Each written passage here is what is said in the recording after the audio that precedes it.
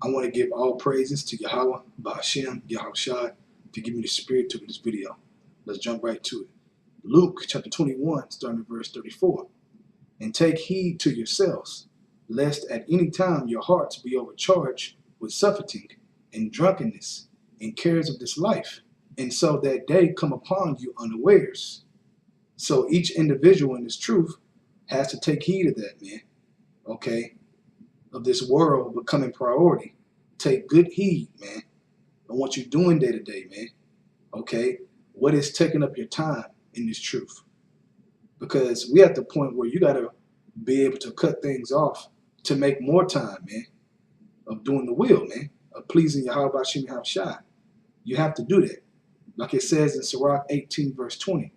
Before judgment, examine thyself, okay, and thou shalt find mercy. And that's what we're trying to get, man, that ultimate mercy. Now let's go into the blue letter on overcharged. Strong's G 925. Baruno. To weigh down, overcharge. Right, so you're being weighed down by the cares of this world, man. Okay, by things of this world. Okay, that's what we have to take heed of, that we're not weighed down by that. Because if you become weighed down by that, then that makes you lukewarm, okay? And ultimately, that makes you cold, meaning nothing, okay? 100% back in the world, waiting for death, basically. So let's read back at Luke chapter 21, verse 34. I'm going to read through 35. And take heed to yourselves, lest at any time your hearts, your mind, be overcharged with surfeiting and drunkenness and cares of this life, and so that day come upon you unawares. Right. Stop being distracted, man, with things that's not concerning your salvation. Whatever you're doing, okay, whatever you like doing, your own pleasures, man, you got to learn how to do less of it, man, when it comes to serving Yahweh Ba'ashem Yahushua, so you can be a good soldier, so you can do the things that need to be done, man, to get out of here, period. Verse 35. For as a snare shall it come on all them that dwell on the face of the whole earth.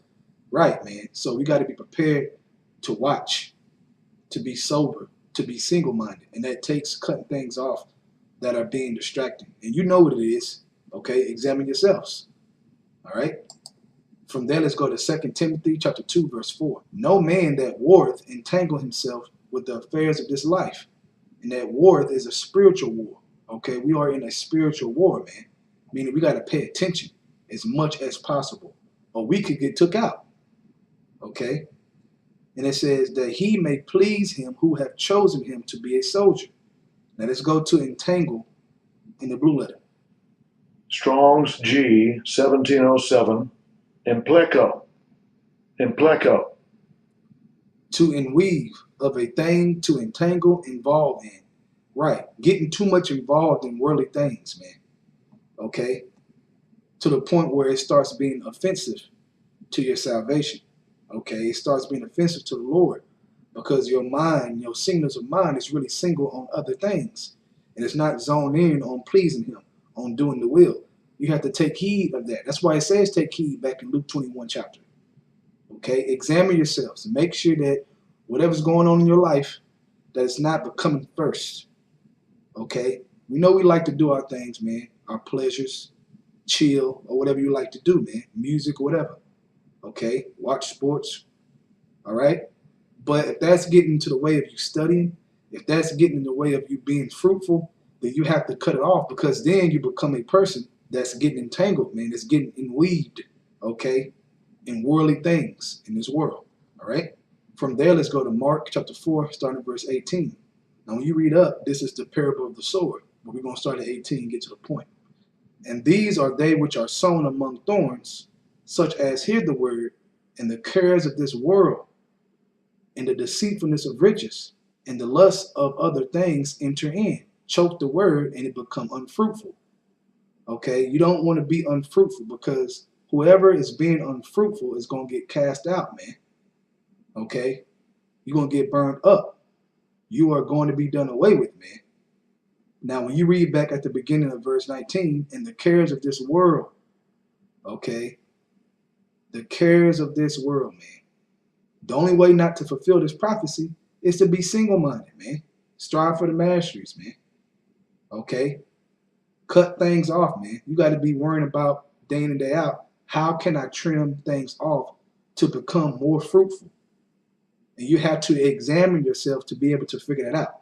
Otherwise, you're walking around with your chest stuck up because you know some knowledge. That ain't going to do you no good, man. Because Satan is walking around sifting all kinds of men in his truth. All right? From there, let's go to 1 Peter chapter 2, verse 9. But ye are a chosen generation, a royal priesthood, and holy nation, a peculiar people, that you should show forth the praises of him who hath called you out of darkness into his marvelous light. Right, out of darkness into his marvelous light, man. Okay? He called us out of the world, man, and gave us this truth, this light, man, that shines a light in the world, man. We'll walk in light. We understand these prophecies, man. We understand all the things that's about to take place, man. We know why we're here in the first place. I mean, we know some things, man, that the world does not know. So we don't want to be entangled like they are. They're fully entangled. We don't want to be entangled, man. Like I said, you like to have fun, you like to chill, like to kick back. But hey, man, if that's offending, okay, if that's taken away from you doing what you need to do, you're going to have to cut it off, man, or you're going to have to pay the price. Okay, and the price is your life, man. The price is judgment. Okay? We got the money, so we got to do what's right, man. By Yahweh Shem Yahweh, period. That should be your mindset. From there, let's go to Romans chapter 12, starting verse 1. I beseech you, therefore, brethren, by the mercies of Yahweh, that you present your bodies a living sacrifice, holy, acceptable unto Yahweh, which is your reasonable service. And be not conformed to this world, but be you transformed by the renewing of your mind, that ye may prove what is that good and acceptable and perfect will of Yahweh. Right, man. You can't be conformed, okay? You start to conform yourself when you're doing too much of something that the world does naturally, like watch football, watch basketball, watch movies, okay? The world does all those things, right?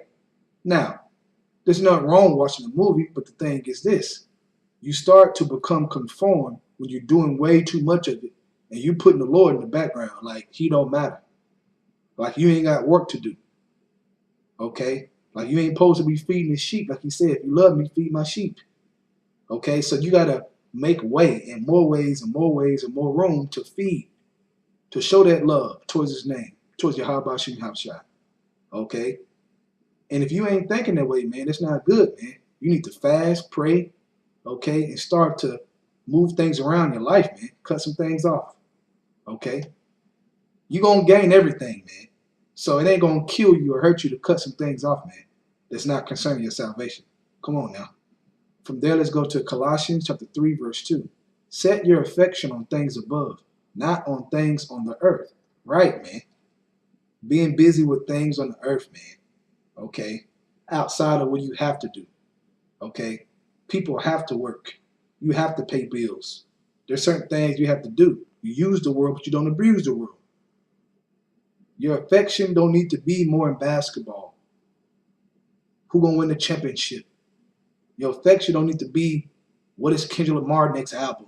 No, man, that shouldn't be your affection. Okay, if you like music, cool. You like to watch sports, cool. But we can't be on the earth overdoing that, man, because that's when you're starting to choke the word within you. Okay, by doing too much of other things, man, on the earth. From there, let's go to 1 John chapter 2, starting at verse 15. Love not the world, neither the things that are in the world. If any man love the world, the love of the Father is not in him. Right. And you become an enemy, like it says in James chapter 4, verse 4. Okay. If you love the world, you're an enemy to the Most High, man.